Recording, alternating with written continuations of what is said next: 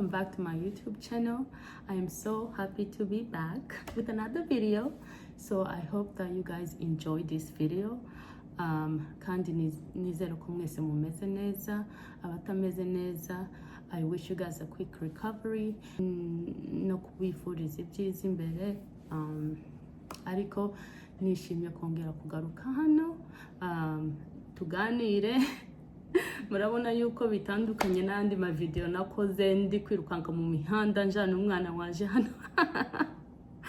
I promise you guys yuko I'm gonna calm down, mbahe video nziza tujije tuganire. Rero uyu munsi iyo promise nayisoje, naje tuganire kandi nabazaniye sije nziza numva yuko idufitiye akamaro twese.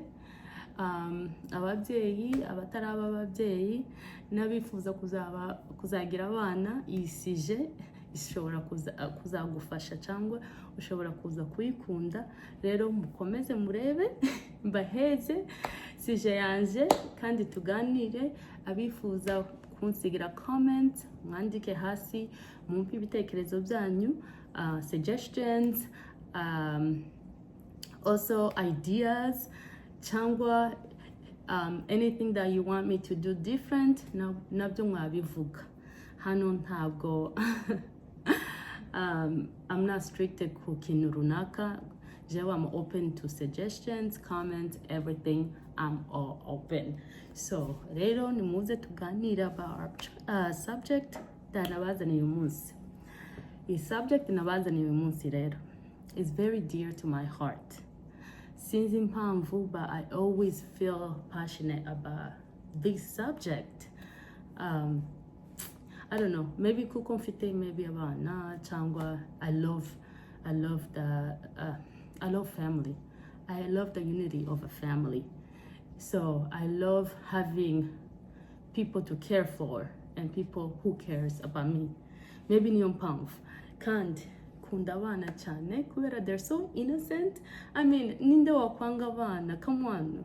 Abana, they're so innocent, nubwo bagoye kurera, but at the end of the day, they're angels. And so that's why I'm like really passionate about talking about them and just trying to share my experience n'abandi bantu. Nizeye ko byabafasha by listening to my experience. Ariko ndabizi yuko experience yanje ntabwo ari yawe, ntabwo ari yundi. Buri muntu aba afite experience yiwe itandukanye, ariko at the same time hari igihe twahurira ku kintu runaka ugasanga icyo nakoze cyangwa icyo wakoze kiramfashije in the future. Niyo mpamvu naje kugira ngo tuganire kuri iyi sije yanje. Rero nayivuzeho sije tuganiraho uyu munsi n'abana bacu. Abana bacu na future yabo. So by the way, ntabwo ndi expert, ntabwo nigize ibintu by'abana. It's just I'm sharing my experience kuko nabivuze. So I hope yuko biza kugufasha kandi aho maybe ushobora gukora mistake ndi umuntu cyangwa nyine hari ukuntu umuntu yakwibesha. So mwa correctinga, mukandika comments, mukankosora. So icyo nashaka kugira ngo tuganire uyu munsi n'abana bacu na future. Guys, murabona future y'abana bacu imeze gute, especially mu bihugu byo hanze? What do you guys think? Honestly, jewe ntabesh, I'm a little bit worried. Not a little bit, I'm worried. I'm worried kuri future y'abana bacu. Why? I'm worried kuri future y'abana bacu kubera it's not the same the way we grew up. Generations zagiye zitandukana, zizana ibyayo, so it's so different from the generations before. Sorry, nagwaye gripe, so I'm gonna get some water.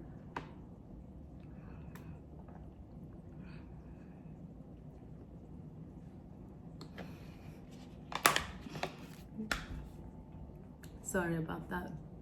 So what I wanted to talk to you guys about you. What do you guys think? So let's talk. let's talk what we can do to help our kids kugira ngo dufashe abana bacu bave muri trouble zino tugenda tubona baba involved n'abana b'abazungu cyangwa abandi bana nyine badashobotse k'ababyeyi k'abantu ba famiye bafite abana mu rugo niki tugomba gukora. Suggestion yanje ya mbere ikintu tugomba gukora ni ukuba involved mu buzima bw'abana bacu. Ababyeyi n'abandi bafite abana nubwo mutari ababyeyi babo, please mushakishe ukuntu muba involved n'abana, mugirane connection na trust kugira ngo abana bazaza babizera, babaganirize, bababwire ibitagenda n'ibigenda mu buzima bwabo, babaganirize, namwe mubaganirize. Kandi ugize ngo nako ubonye ufatishije umwana guhaye trust yiwe, ashobora kukubwira ibintu byose, akagusaba inama, kandi bikagufasha nawe ukamuha inama nziza zizamujana mu nzira nziza, inzira zitazamuyobya, inzira zitazatuma aba muri trouble. K'umubyeyi wiwe ntabwo wamuheza inama yo kumushira muri trouble ubizi keka ari mistake, ariko ubizi ntabwo washira umwana wawe mu kibazo. Rero ku building a connection na trust hagati yawe n'umwana bituma umwana aba open, akaba open kuri wewe, akakubwira ikintu cyose yifuza uko wamufasha cyangwa ikintu cyose yifuza uko wamenya. Kenshi umwana afite connection nawe, kenshi umwana ntabwo azaja mu nzira mbi kubera abazi yuko ababyeyi biwe bari inyuma ye, bamusupportinga mu nama zose bamuha, mu bikorwa byose akora, kubera aza akabibabwira namwe mukamuheza advice. Rero please mugire open communication n'abana banyu kugira ngo ejo n'ejo bundi tibakaje hanze ngo bayigirane n'abandi bantu badashobotse. So ikindi numva cyafasha abana bacu kugira ngo tibaje mu nzira mbi cyangwa tiba making inshuti mbi, ikindi kintu ni ukuvuga ngo mushakishe ukuntu mu involving abana mu ma activity atandukanye. Ama activity atandukanye bavuye mu ishuri ashobora kubafasha kuba busy mu buryo nta mwanya baba bafite wo gutakaza, wo kujana n'abo bashuti, wo kujana n'abantu badashobotse. Urumva baba bari busy bava mu ishuri baje muri after school program. Muri after school program, iyo program yarangira uza kumufata cyangwa wamushakiye ride yo kumutahana, yataha abananiwe, akoga, akarya, nimba areba iyo TV iminota ingahe akaryama. Same thing the next day, the whole week ikaza ari uko bimeze. Nta mwanya bafite wo gutakaza ngo ari gushakisha inshuti zo hanze cyangwa ngo yagiye murimo ngo ahura n'inshuti ugasanga bakururanye n'abantu bataziranye, ugasanga akururanye n'inshuti abana badashobotse. Ariko mu ma programme mu binjizamo yo kwishuri baba bafite abantu babakurikirana, baba bafite n'abandi bana baba bari muri ayo ma programme nabo. So bashobora kumaking inshuti ariko ntibazimaking ahantu habi cyangwa hanze nyine mu bandi bana, like kumushuti bahurira murimo cyangwa hano hanze. So uwo mwana nawe aba ari muri iyo program ariko iraba grounding, ibashira ahantu hamwe, ikabagira focus ku kintu runaka. For example, nimba ariyo basket, program ya basket, baragenda bavuye mu ishuri bagakora devoir yabo, then bagakina, bagakora practice. After practice ale ni gutaha, nta mwanya baba bafite. So ni ugushaka icyo umwana wawe akunda, ukamubaza icyo akunda ashaka gukora, nubwo atarabimenya wewe wamushakira ukamushyira muri programme zitandukanye kugeza igihe iwe wenyine azihitiramo. So ikindi bifasha umwana wawe ari muri programme imeze gutyo, ntashobora gukina game cyangwa gukora practice afite amagrade mabi. Urumva yuko bigufitiye akamaro. baramumonitoringa bakamaking sure yuko ari kubona amagrade meza mu ishuri, amanota meza mu ishuri mbere yuko akina. Rero bifasha abana baba bashaka gukina ariko badafite amagrade, bigatuma bakora cyane kugira ngo bagire amagrade meza, babone uko bakina hamwe n'abandi, bakina mu ma games hamwe n'andi matimu atandukanye. Ugasanga nyine ni ibintu bishira abana ku murongo, ejo n'ejo bundi ugasanga ahubwo birabafashije muri future yabo, ugasanga bibafunguriye ama opportunity menshi cyane, ama opportunity ashobora kubahesha ama scholarship ya college, ashobora kubishurira amashuri cyangwa abaha ama opportunity yo gukinira ibindi bigo runaka, ibigo bya college, ibigo bya university, hanyuma babishurira utarinze kwishura. Biba bifite akamaro kenshi pe. Kandi ayo maprograme ntabwo ari amaprograme y'abana bakuze gusa, n'abana bato hariho amaprograme yabo. Nubwo wowe muvyeyi ushobora kwishurira, ariko birafasha cyane. Rero mu bitekerezeho ababyeyi, kugira ngo dukure abana bacu mu kavuyo ko hanze, kugendana n'inshuti mbi, mushakisha amaprograme muri community yanyu, murebe nimba mwashiramo abana, zabafasha cyane. Hari igihe umwana ananirana ariko wagerageje k'umubyeyi wiwe, nta muntu wakublaminga. Rero ayo maprograme uyashakishe muri community yanyu, aba hari menshi kandi ya make, ayandi nyine ahenda, ariko uko ubushobozi bwawe bumeze wewe wihitiramo. So muyashakishe. I encourage you guys kubera jewe nzi akamaro kabyo, jewe ku giti canje narayakoraga, n'abana banje ndi kubashiramo, ndabizi akamaro gafite. Rero niyo mpamvu ndi gushaka gusharinga namwe. Ikindi jewe naba suggesting mwakora, depending na religion uri, ntabwo ndi ku discriminating cyangwa judging, ariko speaking from my own experience, I'm a Christian, so icyo na suggesting ku bantu bose bafite religion bemera, mwainvolvinga abana banyu muri religion yanyu, mugashaka ukuntu mubinjiza mu rusengero, bagashakisha ibintu byo gukora mu rusengero kugira ngo bamenye Imana. Kandi kumenya Imana ni ukugira values, izo values zirabakurikirana ubuzima bwabo bwose. Rero mubashire mu bintu by'urusengero, nta kuvuga ngo no guforcinga abana, ariko ku mwana utabizi uramwigisha akagenda bimenya wenyine, akagenda byinjiramo wenyine, hanyuma yamara kuba umuntu mukuru agahitamo icyo ashaka. Rero mushakishe ukuntu abana banyu mubashira mu bintu by'Imana. Nimba ari bato muba introducing. I know that abanyafrika benshi in general, abana bose bakurira mu rusengero, which is really good kandi birabafasha. Ariko ku bana batamenyereye kubikora, iyo ni indi suggestion navuga yabafasha, kuko urusengero nago rugira amategeko, rushobora, hari umuntu uri contexting. Urusengero nago ruba rufite uburere bwayo, kandi uburere bwo mu rusengero ni uburere bwiza pe, ni uburere bushobora gufasha umukristo agakurikiza values yiwe, kandi ntiyisange mu bibazo umuntu wo hanze ashobora guhura nabyo, mu bibazo for example ibibazo by'ama criminals cyangwa drugs cyangwa ibiki, ibyo byose.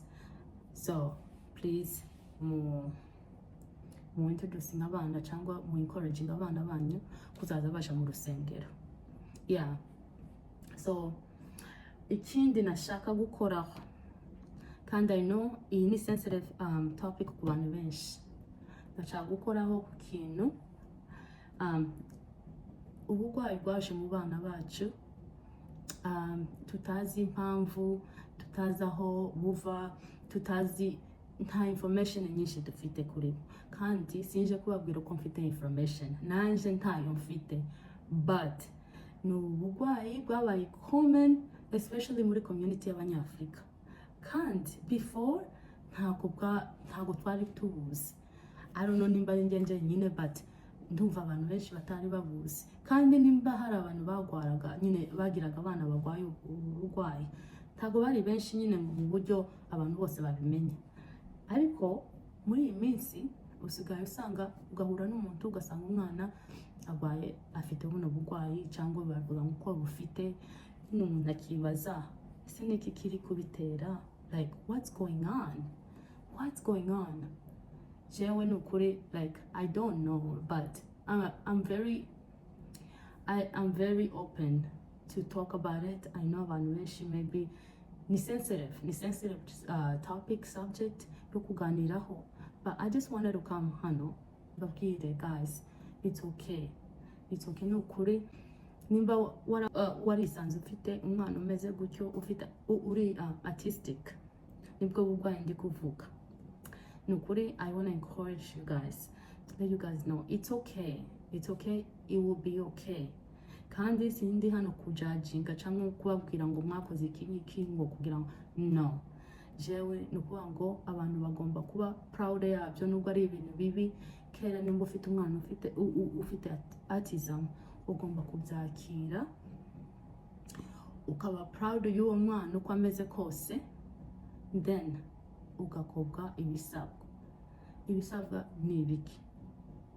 Ibisabwa ni ukuvuga ngo abana bafite abana bari kuri spectrum baba bafite amashuri yabo abafasha kwiga, akabigisha, baba bafite ukuntu babigisha, ntabwo nabimenya, ariko kubera experience maze kugirana n'abantu benshi babafite, I kind of have a little bit knowledge.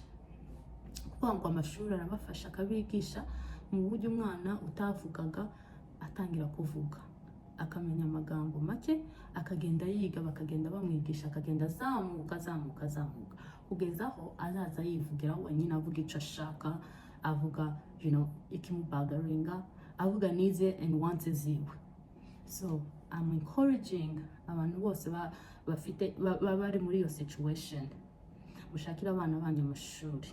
Kandi it's better to do it bakiri bato, it's better to do it soon than later, kuko bakiri bato birabafasha nyine bagakura bazi kuvuga. Ariko umwana atangiye nyine amaze kuba mukuru, somehow biragoye ko umuntu wese, for example, ujanye mu kindi gihugu, let's say ujanye muri China cyangwa ukanjana muri Canada, maybe tuvuge ntibavuga icyongereza, ukanjana ahantu nyine tazi ururimi rwabo, ukanterekayo, aje yanje gutyo byangora kugira ngo menye ururimi rwabo. Ariko nagiye aho hantu kiri muto, nshobora kumenya ururimi rwaho vuba kurusha uko narumenya mfitiye imyaka yanje nona. So point yanje no kuvuga ngo please, ubonye usanze umwana wawe cyangwa ukabona nubwo batamudiagnosinga, wewe ukabona ati bigenda nyine mu rugo kubera uri umubyeyi uzi umwana wawe ukuntu ameze, ubonye bitagenda ugomba kumushakira help. Hariho ama resources menshi ugomba gushaka help as soon as possible, ukamushyira muri programme yo kumufasha speech therapy cyangwa indi programme runaka, ugasaba information, hanyuma ukabikurikirana. Birafasha umwana, ugasanga agenda building independence yiwe, ugasanga ari kwivugira nubwo atavuga ko abandi bana bose b'imyaka yiwe, ariko ugasanga ari communicating kandi akikorera ibintu wenyine. So I know community y'Abanyafrika naje ndabizi, ndi umunyafrika, naje ndabikora, trust me, ndabikora. Hari igihe uhura n'ikibazo runaka, ugasanga uri guhisha, kandi hari ibibazo bimwe tutagomba guhisha kuko ntabwo uba wabyitejeje wenyine, ni ibibazo biba byaje gutya nyine bikagushikira. So guys, to be open mu bibazo bimwe na bimwe. Sindukuvuga ngo mugende mumena amabanga yanyu hanze muvuge ibyanyu byose mugende mubwira abantu bose ibintu byanyu. I'm not, but I'm saying hari ibintu bimwe abantu bagomba gusiga inyuma. Nimba ari ikintu cy'umwana for example, kubera ariyo sije mfite right now, nimba ari ikintu uhuye nacyo cy'umwana, umwana ufite ikibazo, shakisha ukuntu mushakira help. Kumutinza ntabwo ari byo byiza, ntabwo ari byo byiza kumutinza, ahubwo as soon as possible mushakire help kugira ngo umwana azabone opportunity maybe yo kuvuga cyangwa yo gukora ikintu runaka. Try to save your child, biri possible. Jewe nzi abantu babikoze, abana babo bari delay, ariko umubyeyi abonye umwana afite akabazo cyangwa ukabona nyine imyaka yiwe ntijanye n'ibintu ari gukora, look for help. Hariho ama resources menshi cyane, so tabitinzeho cyane. Nicyo nashaka kuvuga. Ikindi hari assumption nyinshi nako hari assumption menshi abantu bavuga ngo autistic iterwa n'ibi abandi bakavuga ibyabo ama vaccine ibiki. So I don't know exactly what it is, but icyo nzi nuko nta gisubizo barabona giteza autistic. Rero hari bamwe bavuga ama vaccine abandi bakavuga ibindi, ariko ibiryo, environment. So what I can tell you, abanyafrika bagenzi banje, abantu bose bari gukurikira video yanje, just try your best gukora ibintu mu rugo bishobora nyine gufasha famille yawe. Nimba ari kubatekera ibiryo, nako kupunguza kujya hanze cyangwa kugura abana wa ibiryo byo hanze, kubatekera. Niyo suggestions ndi gutanga jewe, ntabwo ari ukuvuga ngo ugomba kubikora, ariko at the same time bavuga yuko n'ibintu abantu bajya bishobora kubiteza. So I don't know, ariko do activities with your kids, sohokane kugira ngo abana, kugira ngo nyine sorry, side note, kuba umubyeyi is so hard. Like mommy brain, nimba hari abantu bayizi, mommy brain is crazy. Uzi ko umuntu aba ari gutekereza ikintu and then out of nowhere ugasanga nkaho wibagiwe. So a lot of my videos, I know you guys see me like blank out for a little bit. It's because of that. Ubu mfite bad mommy brain mu buryo mba ndi kuvuga then ngahita ngahita nibagirwa nk'ibintu ndi kuvuga, sinzi nimba ari dementia nimba ari iki, ariko I know ni mommy brain. So sorry, hari igihe nyine bihita bimbaho gasa nkaho nibagiwe izo ndi kuvuga. But guys, please mugerageze your best, look for help. Hariho ama resources menshi hano hanze, muyakoreshe dufasha abana bacu bagire ejo heza, kuko bino bihugu biteye ubwoba kandi tutarebye neza, turi muri trouble, big trouble. Rero kandi muzamuganiriza abandi, wonye umuntu akoze ikintu runaka gishobora gufasha umwana wawe, mwegera umubaze. Je numva nta kibazo, mwegera umubaze, umubwire uko yabigenje, umubaze uko yabigenjeje, nako nawe agusobanurire, akwereka inzira, ubikore. Bidufashe twese kugira ngo ejo hazaza abana bacu bazagira ubuzima bwiza, kuko hano hanze hameze nabi kandi abana benshi batafite umurongo mwiza. Hano tibakinisha ubuzima bwawe, hano no kuvuga ngo ukoze ikintu runaka rimwe kabiri muri prison ntacyo bibabwiye, nta mbabazi badufitiye, nta mbabazi bafitiye abana bacu.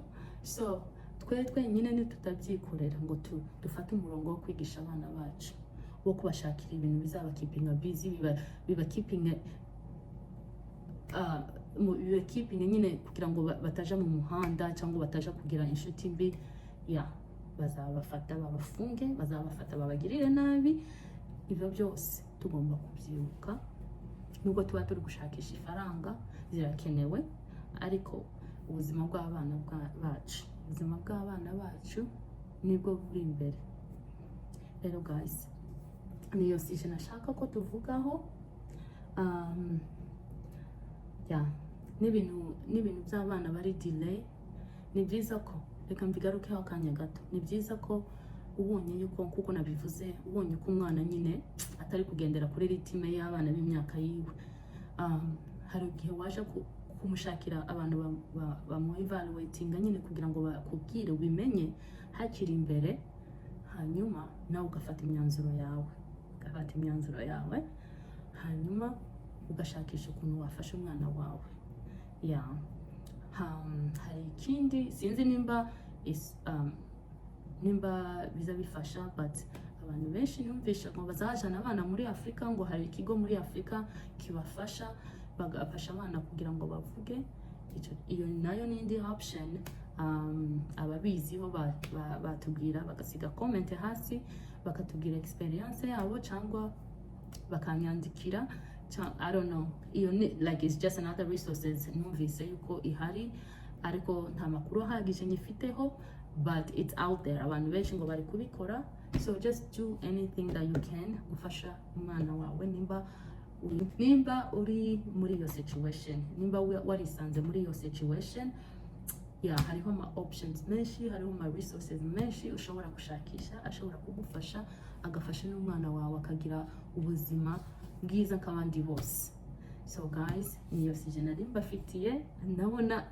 Ndabona video nari napanze kugira video ntoya, ariko none yabaye ndende cyane kandi ntari mbishaka, but zari ngombwa ko nyine umuntu aza akavuga kuri iyi sije, kuko ni sije iri very sensitive. Abantu benshi batinya kuyivuga, abantu benshi batinya kuba open about it, ariko njye numva byari necessary kuyivuga, gusharinga ayo my experience n'ama suggestions, kugira ngo nimba hari umuntu maybe utazi aho atangirira, at least abonye video yanje atangirira aho ngaho, then akabaza amakuru, then agashaka ukuntu yabigenza. So guys, ndabashimiye cyane abakomeje kunkurikirana, abakomeje kunyibutsa uko ntara uploading video yo mu cyumweru, n'abakomeje kumbwira uko bakunda content zanjye. Hari igihe umuntu adashobora kuvuga, I don't know why, cyangwa n'ibyo biza bibaho gusa, but hari abantu benshi banyandikira ku ruhande bakambwira ko bakunda content zanje, and I really appreciate you guys. Kandi I'm not gonna disappoint you guys. I'll try my best. I'm a very busy person, ariko I'll try to give you guys as many videos as possible. Other than that, I hope you ko mugire ibihe byiza. Happy holidays. Ubwo tuzasubira on the next video, ariko ntimwibagirwe gukora subscribe, share my video kugira abandi bayibone nyine bagende bazireba. Zakomeza mbazanire more tips and tukomeze tuganire. Share my videos and leave comments like I said before. Musigire suggestions. Hari ibintu byinshi ntazi nyine kubera ndi mushasha kuri YouTube. Nayikoze for a couple months before nyivaho ndongera ndagarutse, so hari ibintu byinshi ntazi kandi bikenewe maybe, ariko ndi kugenda mbyiga little by little. So ama suggestion yanyu are needed, kandi tips yanyu I need it. So thank you guys so much. I love you guys, and I'll see you on my next video. Bye.